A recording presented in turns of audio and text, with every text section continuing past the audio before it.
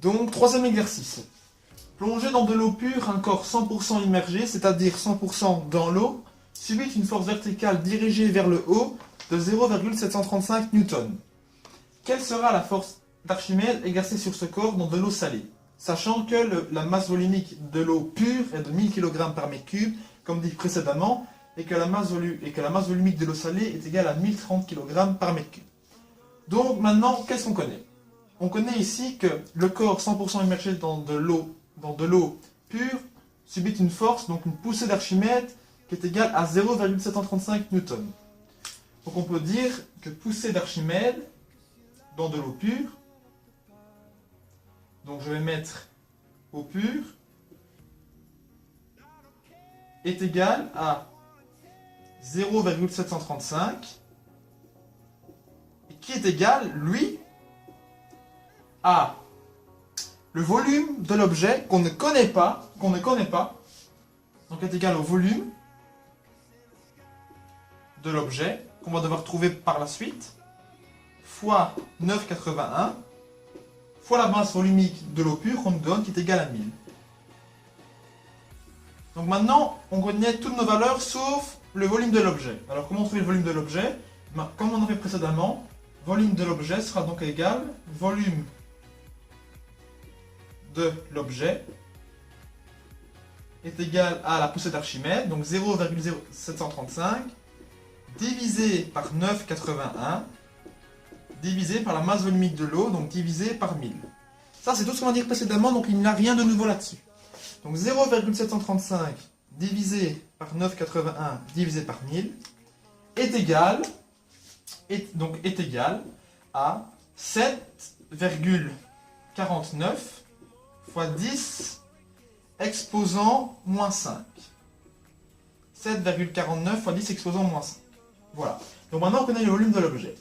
Et notre question est, quelle sera la force d'Archimède si ce corps est exercé dans de l'eau salée? Donc on va devoir trouver la poussée d'Archimède dans de l'eau salée. Alors là c'est très simple, c'est facile. On mettra poussée d'Archimède eau salée est égale à non plus la masse volumique de l'eau pure, mais bien à la masse volumique de l'eau salée, donc 1030 kg par mètre cube, fois le volume de l'objet, et comme je vous ai dit tantôt, le volume de l'objet reste identique que l'objet soit émergé ou immergé, il sera toujours le même. La preuve, vous prenez ça, par exemple, vous le mettez dans l'eau, le volume ne change pas, il sera toujours le même. Donc fois, comme on va trouver, fois 7,49 fois 10 exposant moins 5, fois la gravité, donc fois 9,81. C'est-à-dire que la poussée d'Archimède dans de l'eau salée sera égale à 1030 fois 7,49 fois 10 exposant moins 5 fois 9,81. Donc la poussée d'Archimède sera égale à 0,75 Newton dans de l'eau salée. Voilà, donc on a trouvé la réponse à notre question, donc cet exercice 3 est terminé. Alors exercice 4, dernier exercice de cette série sur la poussée d'Archimède. Donc on nous dit, pour naviguer en toute sécurité, le volume maximum immergé d'un navire en haute mer ne peut dépasser 10 000 m3.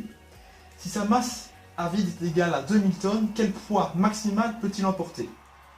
Donc ça c'est la question. Ici je vous remets la notion importante. Donc ici je mettrai poussée d'Archimède, donc poids total, moins le poids à vide est égal au poids du chargement. Donc, dans l'annoncé, qu'est-ce qu'on nous dit? On nous demande quel est le poids maximum que le navire pourra transporter, donc sa marchandise, pour que celui-ci ne coule pas et donc ne soit pas immergé. Donc du coup, on va devoir calculer la poussée d'Archimède, et en calculant la poussée d'Archimède, on saura quelle sera sa force qu'il exercera vers le haut pour supporter un objet de poids X.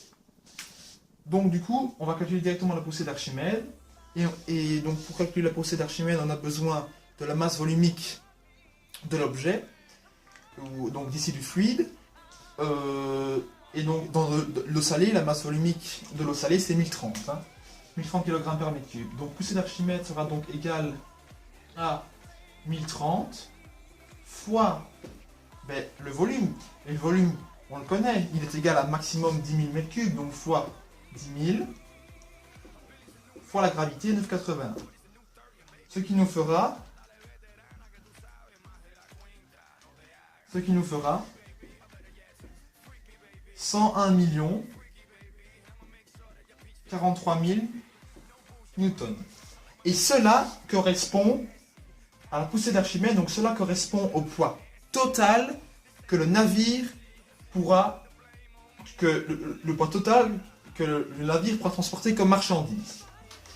Et donc maintenant, on connaît également un deuxième énoncé qui est le poids à vide. On nous dit que la masse à vide du bateau, c'est 2000 tonnes. Donc on va faire une transformation d'unité.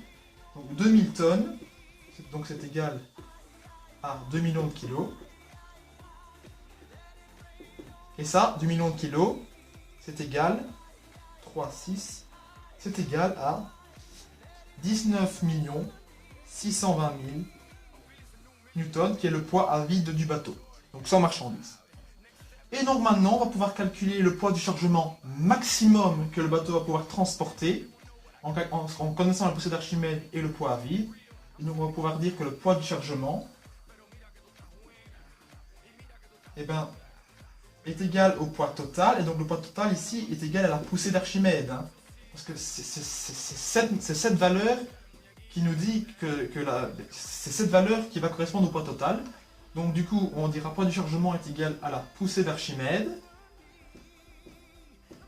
donc 100 43 000 newtons, moins 19 620 000 newtons qui est le poids à vide.